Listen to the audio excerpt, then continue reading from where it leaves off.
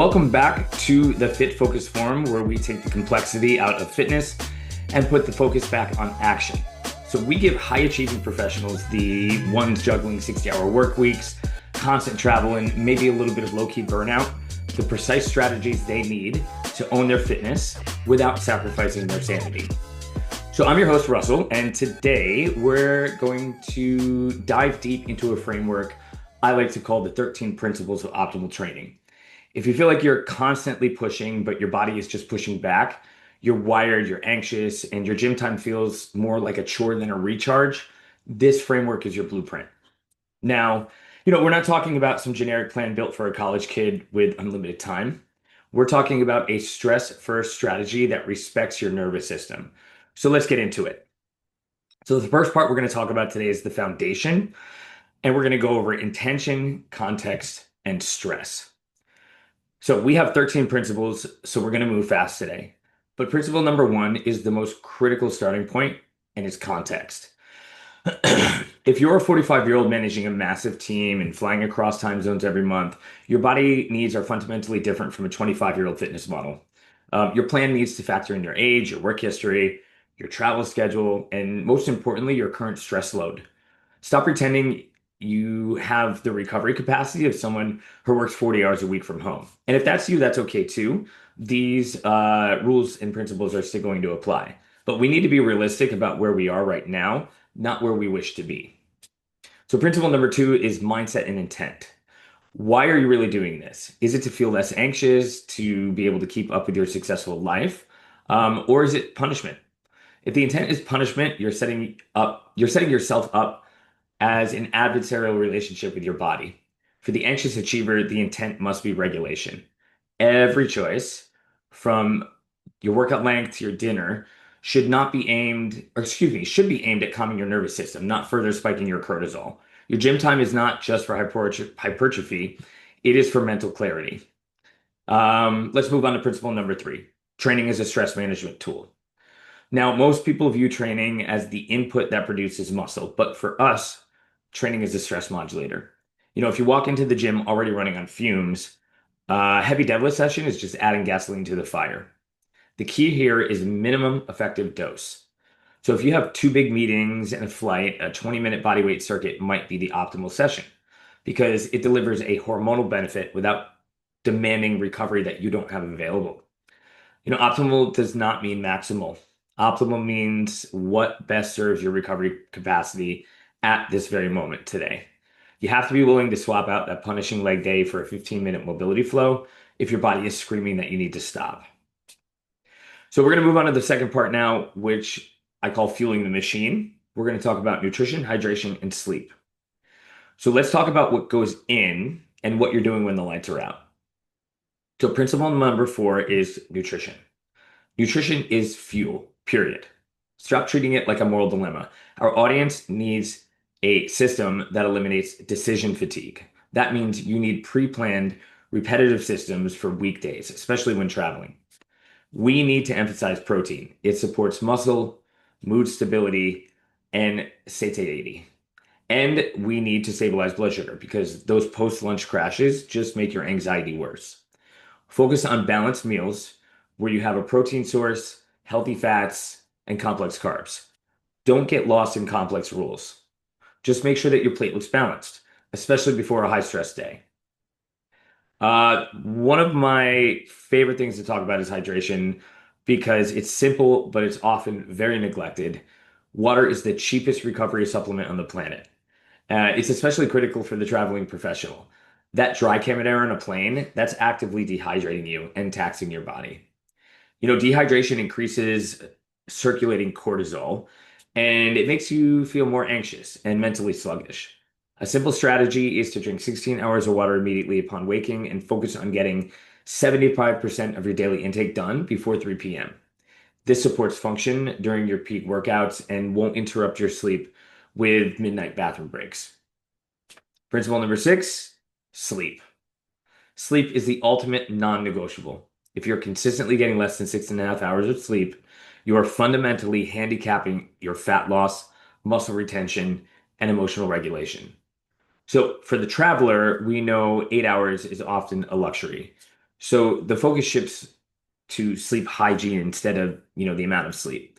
Blackout curtains, cold room, and a consistent ritual. The biggest one, limit white and blue light 90 minutes before bed. Don't scroll through Slack or email in bed. Your body needs to know what bedtime means. Bed means rest, not more mental processing. So prioritize getting your room dark and cool, no matter what hotel you are in, or even if you're at home. If you have a high stress life at home, if things get out of control, then just work on the quality of your sleep over the time.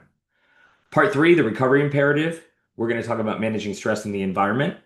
So, moving into the recovery quadrant for the anxious achiever, these principles are often the difference between success and total burnout. So, principle seven, recovery protocols.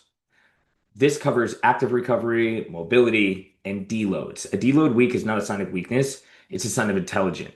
So, what we do here is strategically back off the heavy weight every few months to allow your joints, your tendons, and your nervous system to catch up. We also need micro mobility during the day. So, set a timer every 60 minutes while working to stand up, to roll your neck, to maybe stretch your hip flexors.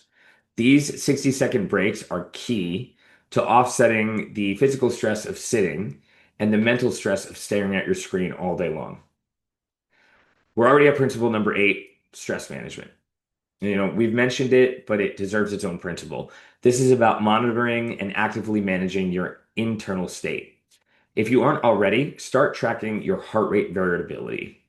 If you're not sure what heart rate variability means, drop it in the comments or let's have a chat after the presentation and I'll explain a little bit more about it. But in short, HRV is a direct proxy for how much stress your body is under. If your heart rate variability is tanking, that's your body giving you an objective signal that you need to back off. Don't try to ignore the data. What you can do here is use breathing, specifically box breathing or a longer exhale, as an immediate tool to regulate your system between meetings or before bed. Breathing is your remote control for your nervous system, so we need to use it as effectively as possible. Principle number nine, talking about the environment. Your environment either supports your success or it sabotages it. And for a professional who travels or somebody who's really busy, has a lot going on in your life, your environment is constantly changing. Okay.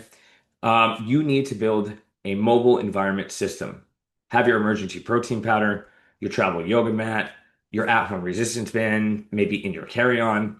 At home, control the environment by having healthy food visible and easy to access, and keep the junk food out of sight. Personally, what I do is I just don't even keep it in the house. I think right now in our house, the only junk food we have is these like fruit bars in the freezer, and I have like one or two a week just to kind of satisfy my cravings. You're a performer because you manage complex systems. So treat your fitness environment with the same strategic rigor. Part four is the long game, the final piece. Accountability, consistency, and of course, joy. So we're in the final stretch, and these last four principles govern your long-term success. Principle number 10, accountability. Being a high achiever can often mean being highly isolated in your journey. You're accountable to everyone else, your team, your clients, your dogs. As one of my clients who's watching this right now can attest, but often that nobody for your own health. Accountability shouldn't feel like another boss. It should feel like support. So find a coach, find a system, or find an app that gives you the necessary structure without the guilt trip. Someone who understands that sometimes your best effort is a 10-minute walk, and that's okay. Structure is the antidote to the chaos of your schedule. Structure pairs very well with principle number 11, which is consistency. Consistency doesn't mean perfection. All it means is adherence. It means doing the 20% that gets you 80% of the results consistently. For us, that means hitting your protein goal and getting maybe 3 decent workouts in per week, even if two of them are in a hotel room or at home because you didn't have time to go to the gym. Stop aiming for the perfect week that never comes, right? We're never aiming for perfection. Perfection, it just does not exist, and you'll drive yourself fucking crazy. What you want to aim for is the good enough week that you can execute reliably 52 weeks a year. That good enough consistency trumps the perfect plan that you abandon after 2 weeks. And that can be because of travel, of a busy schedule, of a family event. We need something that's going to work and fit into anything that life throws at you. Principle number 12 is patience. And this is one that I think all of us struggle with. A lot of us build massive careers by pushing hard and demanding immediate results, but your physiology doesn't work that way. Muscle gain and fat loss, it's a nonlinear process. They take time. So for the anxious mind, lack of immediate results can be a trigger for giving up. You have to shift your focus from the scale, right, to the process wins. Am I getting better sleep? Have I lowered my HRV? Feeling less frantic at work? Are my clothes fitting better? Those are all signs that your new stress first system is working. So don't abandon the process just because the outcome isn't immediate. You don't see the weight go down on the scaler immediately. You don't see the body fat percentage drop immediately. All of these other things that are improving are the real things that are going to push you in the right direction and help you achieve those larger goals. Principle number 13 is enjoyment. Okay, so if you hate your workout, you won't stick with it, period. The sustainability of your fitness plan is directly tied to your enjoyment. If you're forcing yourself to do heavy lifting when you secretly love high endurance or cycling, stop the heavy lifting. If you're bored with traditional weight training, find a class or a sport that excites you. Let your coach know what you're bored of so that they can jump in and help you out. Fitness should add joy and energy to your life, not subtract it. The principle here is simple. The best workout is the one that you can actually do. So that's the 13-point masterclass. And I want you to remember, if you're a high-performing professional, constantly managing stress, your fitness plan must be built differently.